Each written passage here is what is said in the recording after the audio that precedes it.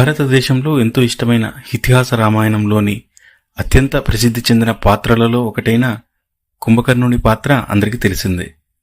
రావణుడితో రాముడు యుద్ధం చేస్తున్న సమయంలో నిద్రపోతున్న కుంభకర్ణ రాక్షసుడిని నిద్రలేపే సన్నివేశ రూపంలో ఉంటాడు ఇక్కడ. పెనుగొండలో ఉన్న కుంభకర్ణ పార్క్ లోకలైటిని చూపించే ప్రయత్నం చేస్తోంది.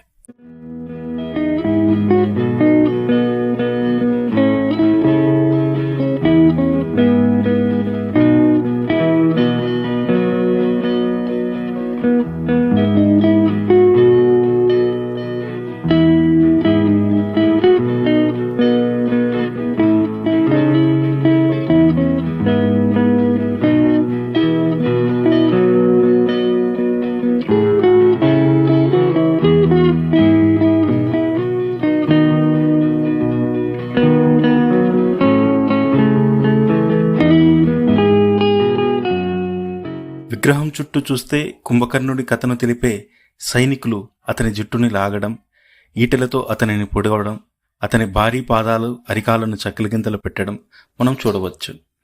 కుంభకర్ణుడి ముక్కువైపు నుంచి వచ్చే ఆహార వాసనతో అతన్ని మేల్కొల్పడానికి చేసే పనులు అన్నీ కళ్ళకు కట్టినట్టు కనపడతాయి.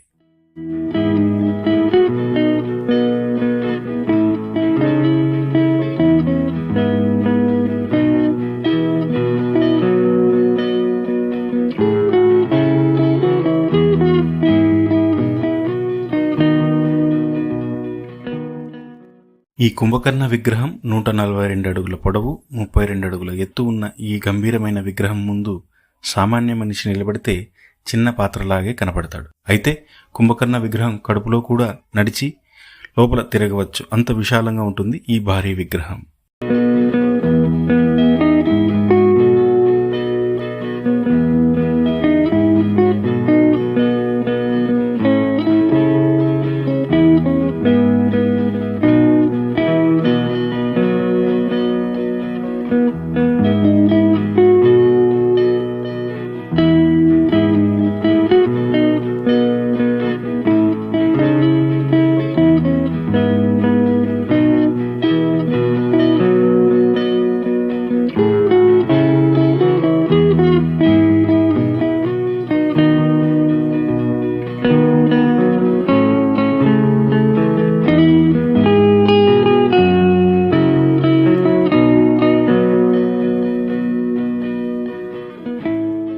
అయితే స్థానిక ప్రజలు మాట్లాడుకునేది ఏమిటంటే, శ్రీలంక నుండి కుంభకర్ణుడు 4 అడుగులు వేయడంతో పెనుగొండ ప్రాంతానికి వచ్చాడని, ఈ కొండ నుండి ఆ కొండ వరకు చెరువు ఉండడంతో దాహం తీర్చుకొని 3 వైపులా కొండ ఒక గోడ రూపంలో ఉండడంతో ఇక్కడ నిద్రపోవడానికి మంచి స్థలమని భావించి నిద్రపోయాడని పెనుగొండ స్థానిక ప్రజలు అనుకుంటూ ఉంటారు.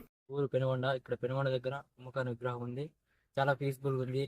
ఎంట్రన్స్ టికెట్ వచ్చి 10 రూపాయలు. ఎవరైనా ఇంట్రెస్ట్ తప్పకుండా రండి. చాలా అందంగా ఉంది, పీస్ఫుల్.